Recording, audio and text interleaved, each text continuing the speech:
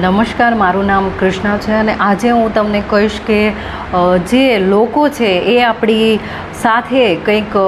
એવો વ્યવહાર કરે કે જેમ કે ડિસરિસ્પેક્ટ કરે આપણને અને આપણું જે વર્તન છે આપણા પ્રત્યે એ આપણને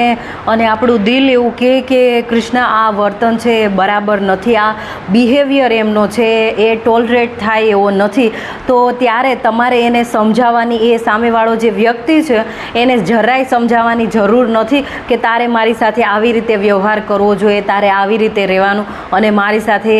આવું બોલવાની જરૂર નથી અને મને આવું પસંદ નથી. કેમ કે જે વ્યક્તિઓ હોય છે એ આપણી સાથે જે વ્યવહાર કરે છે એ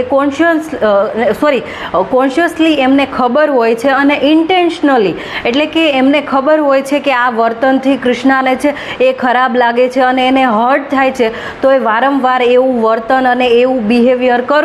તો એ વસ્તુની નિશાની છે કે એ વ્યક્તિ છે એ તમને રિસ્પેક્ટ નથી કરતા અને એ તમારા પ્રત્યે જરાય એટલે જરાય એને આદર ભાવ નથી અને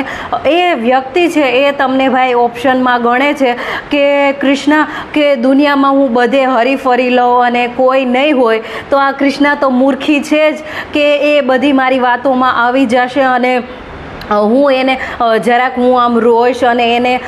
જરાક હું એવું કહી દઈશ કે હું તને બહુ પ્રેમ કરું છું કૃષ્ણા અને તારી વગર હું રહી શકતો નથી, તો કૃષ્ણા તો મૂર્ખી જ છે કે હું આમ બે આંસુ પાડીશ તો આ બિચારી મારી વાતમાં આવી જશે. તો કહેવાનું એમ છે કે જે વ્યક્તિઓ છે એ તમારી સાથે કેવું પણ વર્તન કરતા હોય અને તમને ભાઈ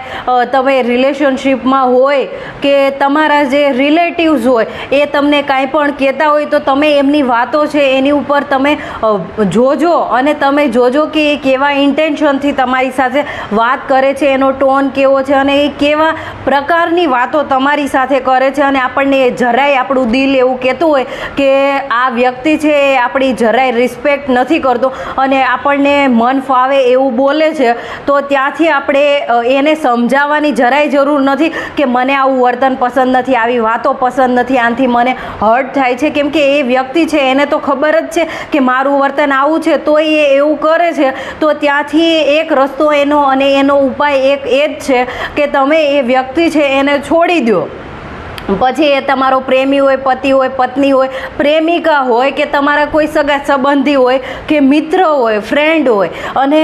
દુનિયામાં એક વસ્તુ છે એ યાદ રાખવા જેવી એવી છે અને મારા એટલા બધા અનુભવ ઉપરથી હું તમને કહું છું કે જે વ્યક્તિ છે એને આપણે સમજાવવા બેસે કે મને આ નથી સારું લાગતું અને મને આનાથી હર્ટ થાય છે અને તોય એ વ્યક્તિ છે એવું જ વર્તન કરે અને આપણે ડિસરિસ્પેક્ટ કરે અને આપણો અનાદર કરે અને આપણી સાથે ગમે એવું મન ફાવે વર્તન કરે તો એ આપણે ટોલરેટ કરવાની જરાય જરૂર નથી અને ત્યાંથી આપણે નીકળી જવાનું છે. પછી સામેવાળો વ્યક્તિ અને બીજા લોકો તમારી કાંઈ પણ વાતો કરે કે કૃષ્ણા તો જો કેવી છે, આમ કર્યું ને તેમ કર્યું, પણ આપણે